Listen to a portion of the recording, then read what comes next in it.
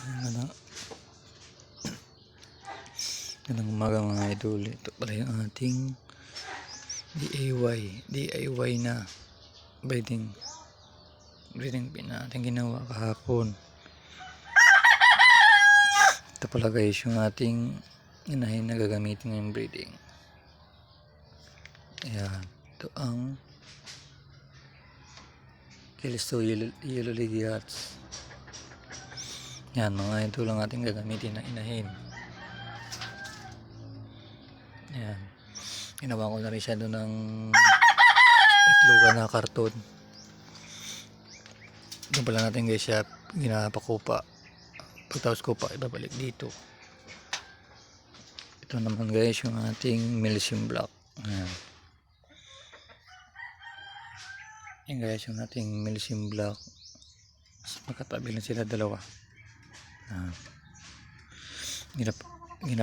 Ginapakupaan ko rin ito doon. Ayan.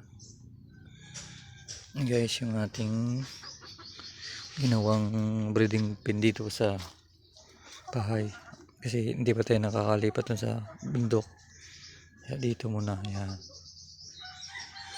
Yan na guys yung ating breeding pin ngayon. Update sa breeding pin na ginagawa. At yun naman yung ating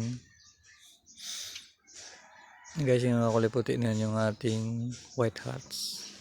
Yan. Yan pang hindi natin nagagawa ng breeding pin.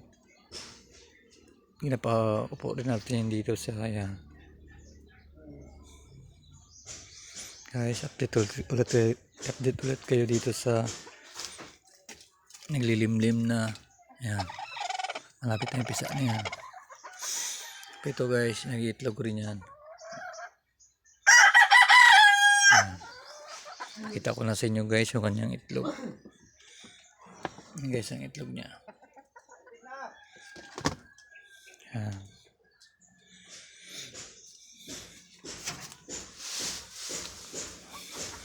Guys, hanggang dito na lang muna yung ating pagbibideo.